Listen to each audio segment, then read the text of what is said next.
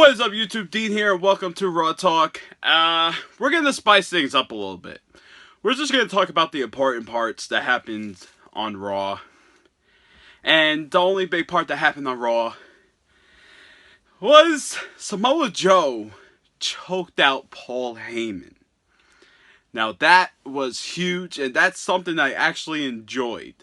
That was like the only best part about this whole Raw episode.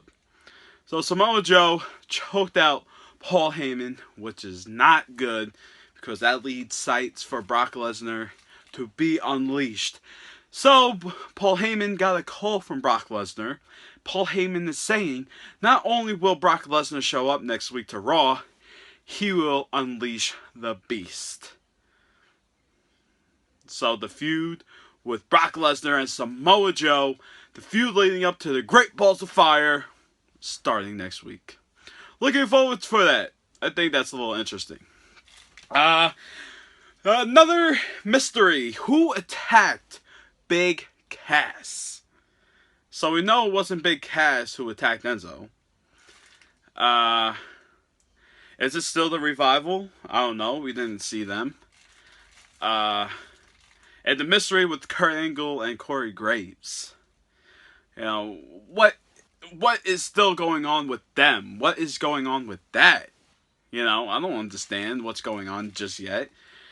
The mystery is a mystery. I like mysteries. We gotta solve that mystery. Right? Right.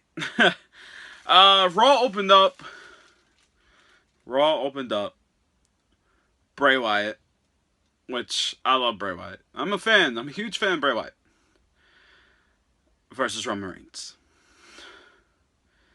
Now, this Raw could have been good if they let Bray Wyatt defeat Roman Reigns, which of course they're not gonna let Roman lose to a guy like Bray Wyatt.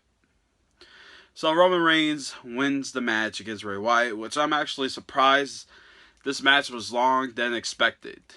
Of course, they're gonna let Roman freaking win all the time because he lost at the pay-per-view. Happens. Oh, by the way, Grim, thanks for that tweet. If I could add the picture in the video, I'll leave it right here if I find it. No guarantees. I tweeted something saying that if Roman wins, I'm gonna stop watching Raw. And Grim saying, guaranteed you won't. And I said, LOL, the sad part, that's true. I will still watch wrestling.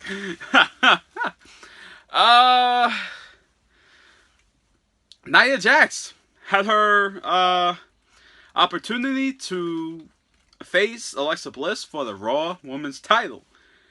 And unfortunately, Mickie James and Dana Brooke, surprised she still exists, they came out, and at one point when Alexa Bliss was out the ring, Alexa Bliss attacked Mickie James and Dana Brooke first, and they attacked her, which makes Nia Jax lose automatically. And Nia Jax wasn't having it, so she was still trying to go after Alexa Bliss. So I think they're still going to have Nia Jax give her another opportunity without no interference. So we'll see. I think if Nia Jax won, then that probably would have woke me up a little even more. The Miz segment. That was a celebration with the Miz with the IC title that he won at Extreme Rules, which was great. And somehow there was Dean Ambrose had the night off. Kurt Angle gave Dean Ambrose the night off, even though Dean Ambrose wanted the Miz so bad.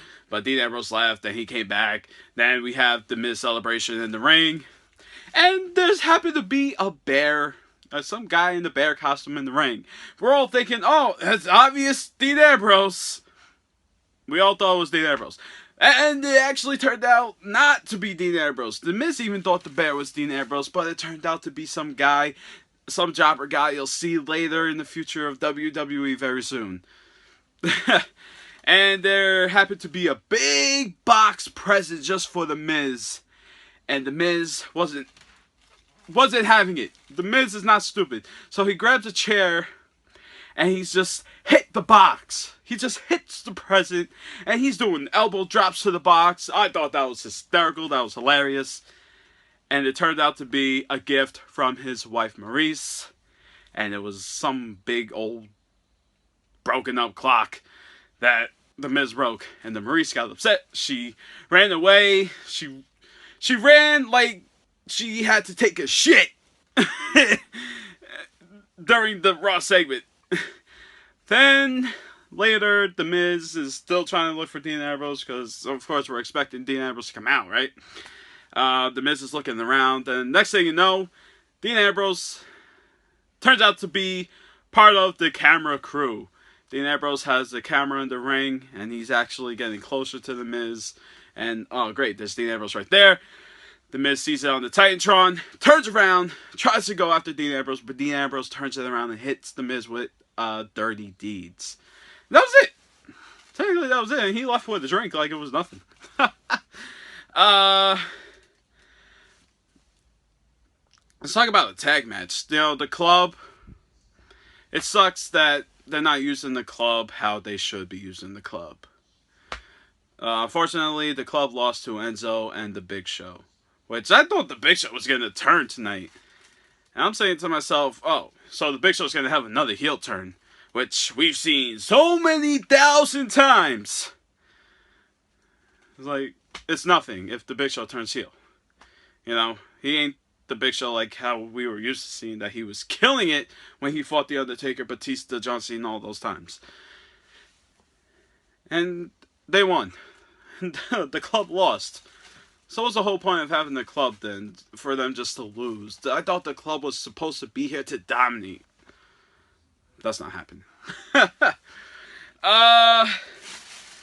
So let's just finish it off. The main event, Samoa Joe versus Seth Rollins.